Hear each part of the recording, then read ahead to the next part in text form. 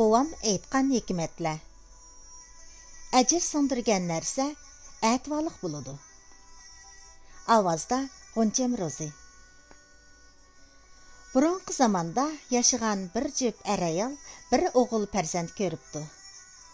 Ular balsını kichigidilla ətvalab östürgeşke, bala tayyar-gayyar, bədxəş çoğ bopdu. Bu ay oğulның çoğ boğan siri yaramsız bop qilivatqanlıqını körüp, bara-bara oğluğa ochiq chiray aşmaydigan bopdu.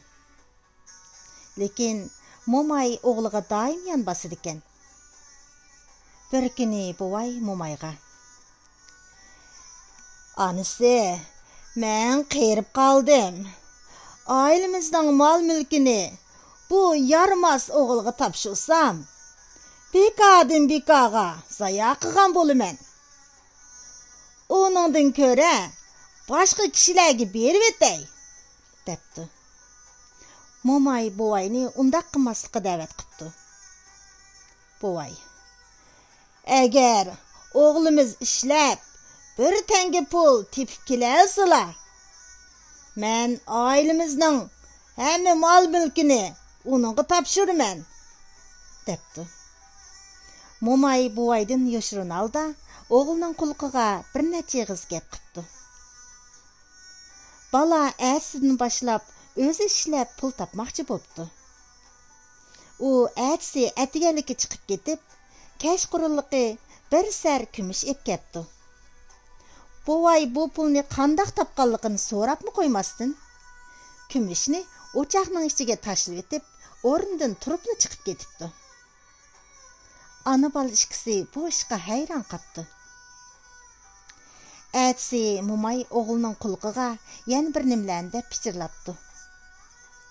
Ana bola bu qatim buvayni cho'qim ishindi deb o'ylabdi. Kashqurunliqi o'g'li sirtdan qaytib kelib, tarlarini aytib, xushal holda bir sar kumushni dadasiga topshiribdi. Buvay bu kumushni o'choq ichiga tashlabdi-da: "Meni aldima.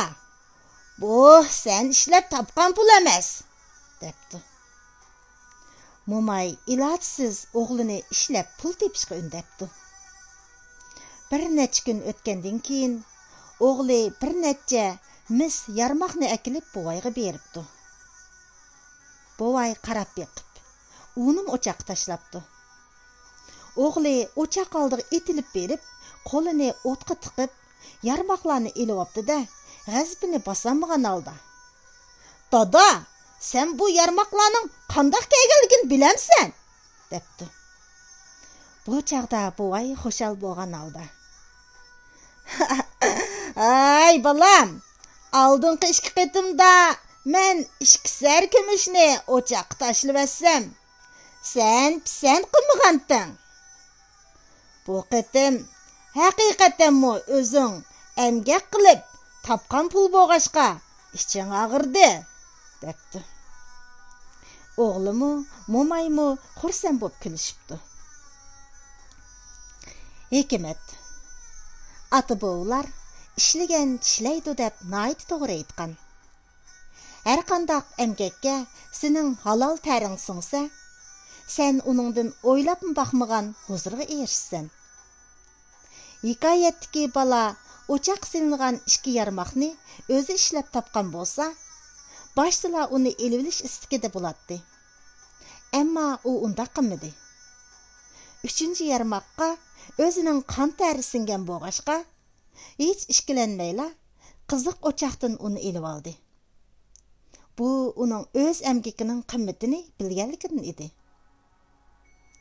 Esingda bo'lsinki, sen ajr so'ndirgan har qanday narsa hamon sen uchun qimmatlik.